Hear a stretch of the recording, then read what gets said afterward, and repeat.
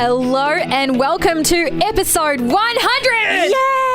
On the Everyday Joy podcast. I have got Jen here with me. Usually you join me later on in the conversation, but I just needed someone to yay with me. Celebrate!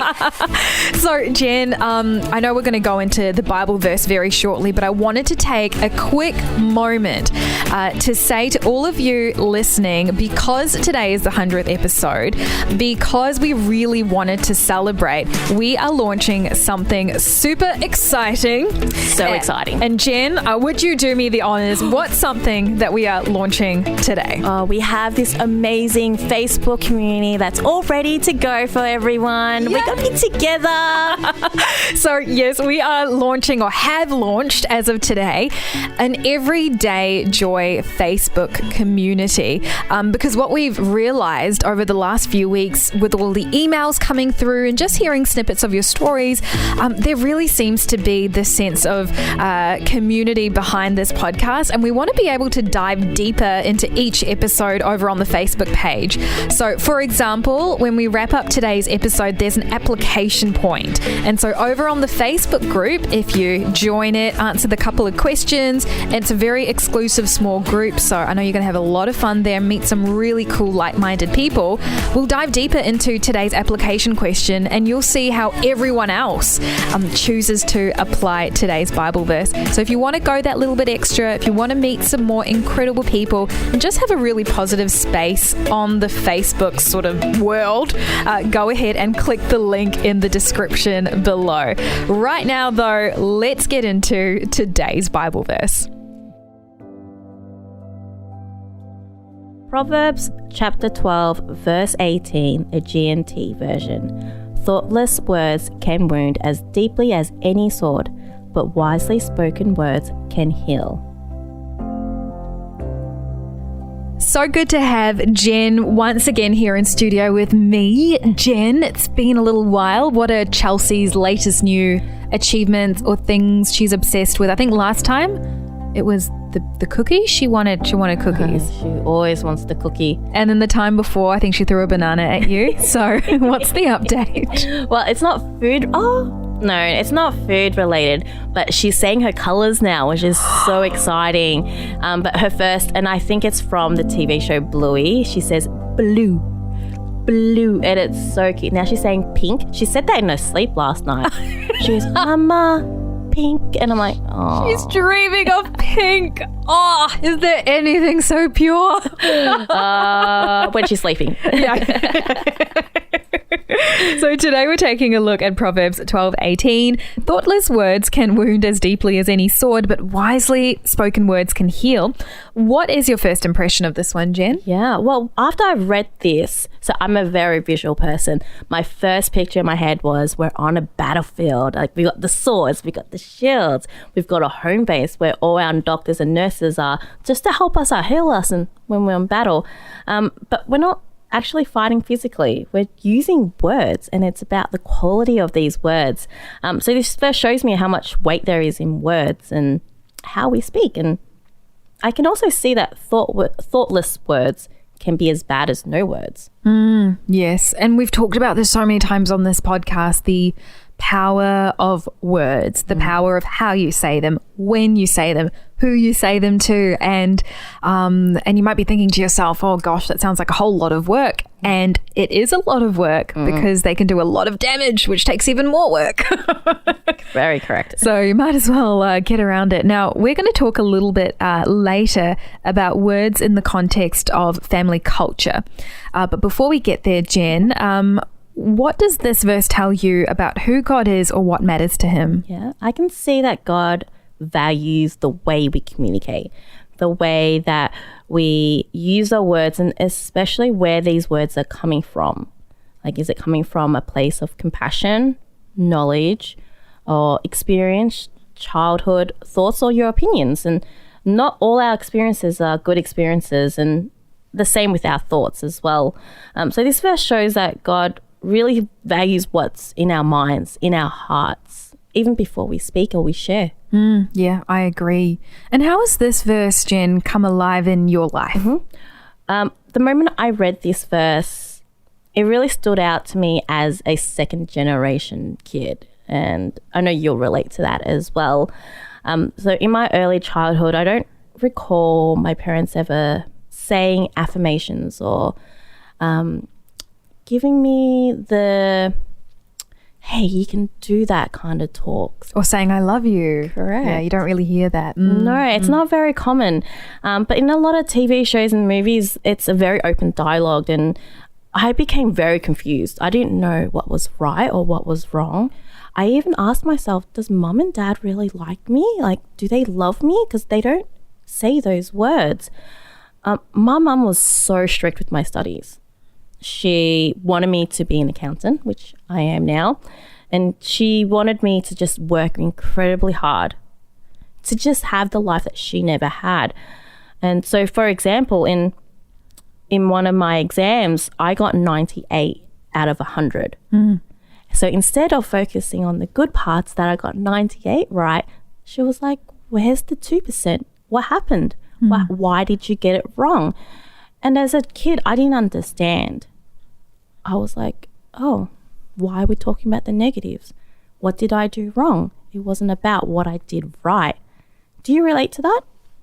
I absolutely do. I know without a shred of a doubt that my parents love me, but they don't always use their words to say it. Yeah. Like, my dad is such a big provider. Like, he will show that he loves me in actions. And same with my mum. Like, my mum will never say sorry, but she'll cook my favorite dish for dinner. Delish. But they've really grown a lot as well. So kudos to them. They've really come a long way, but it's a cultural thing as well.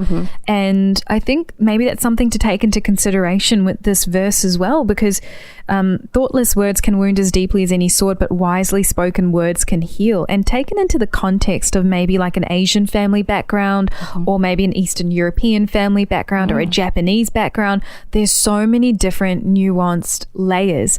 And as second generation immigrants, you kind of add to that the current world you're living in and the culture of the schools or the workplace, and then you go home and it's a little bit different. It can put you in a bit of a tight spot. And it's so hard to learn and unlearn that as well.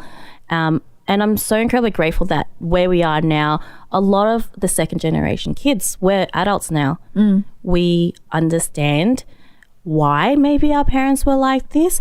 We now understand emotions, and we understand how to balance two different cultures.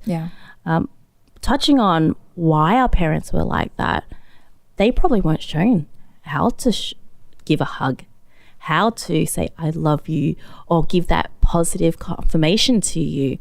And coming down to another country and learning how to survive, learning how to get to the next day, or raising your kids in another culture, they didn't think of these little bits and pieces of how to blend two cultures together. And us as second gen kids, we had to learn that, and now we do, and we talk about it, and it's so exciting. Yeah, and it's not just second generation kids as well. I think globally there's definitely a shift in the way parents communicated to their kids maybe like 50 years ago, and now, like maybe for you listening, the way you communicate to your kids or the way you hope to in the future could be quite different to the way your parents communicated to you. And I guess the point of today's conversation is not necessarily like bashing on what our parents didn't do right. Nothing at all like that. I think it's acknowledging that there could have been other factors at play, but we don't have to allow that to shape the way we do things going forward. Yeah, that's very true. And now that we have this knowledge that we can actually break these chains, that we're able to make a different culture or a different blended culture for our kids and for our future. So what do you do now differently, intentionally for Charles to live out this scripture? Thoughtless words can wound as deeply as any sword, but wisely spoken words can heal. What are the wisely spoken words you're choosing to say as a result of the way you were brought up and wanting to do things differently? Now every single night, and this is something I've done since pretty much when she was born, I tell her, you are strong, you are beautiful, you are safe, and you are smart, and you are loved. And I want her to remember that. And hopefully when she gets older and she gets to speak, she'll be able to repeat that to herself. Now, my parents didn't say the right words to me, but they showed me in their love language, and same as your parents, by cooking you that delish meal. My mum, she'll cut up fruit and just leave it there for me. But this verse, I truly believe it's not words. It's about how we communicate. Being a second gen kid, I can see now that it was action rather than words. And we're all different in the way we communicate. In today's verse, we spoke about thoughtless words and we spoke about wise words. So what wise words can you speak today?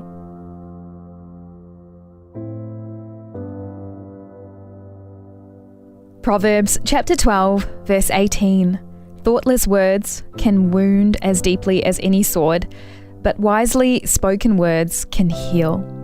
I don't know about you or what your childhood was like, whether there were words spoken over you that were healing or words that were more like daggers. But what I do know is that when God speaks to us, his words are soothing, they're calm. Often he speaks in a whisper. He speaks words of truth and life and joy over us. And though we can't control how things were said to us when we were little, we can choose how we speak to others. We can choose how we speak to our kids, how we speak to our colleagues. And, I've really had to work on this myself. I know that Jen shared an example of how she reminds Chelsea through words that she loves her, and that was different to her upbringing. So perhaps today, do you need to make some decisions about the way you use your words? Do you need to break away from the way you were spoken to and decide to set your own standard of communication? And sometimes, often, that is the case. You'll need to start a new way forward. You'll need to be the one to make the change. But don't be afraid by it and don't be overwhelmed by the idea of it. God is with you. He is the best instructor when it comes to speaking words of wisdom and kindness and healing. As we wrap up today's episode, I want to say, first of all, a massive thank you to God for bringing us all to this point, 100 episodes. I want to say thank you to all the incredible contributors and people who've worked behind the scenes to make this podcast a reality. And I'm also super thankful for you listening. You are the heartbeat of the Everyday Joy podcast. And I'm so excited to be launching this Facebook group. It's going to be an opportunity for you to catch a few glimpses behind the scenes, dive in deeper with the application. And in fact, if you jump on over to the Facebook page right now, you'll see a follow-up post talking about words spoken and the way we choose to speak to our kids. So go ahead and be part of the conversation there. Well, that wraps up today's episode on the Everyday Joy podcast. The link to the Facebook group is in the description below. And as always, you are more than welcome to send through an email through to the inbox, also in the description. I'll catch up with you tomorrow.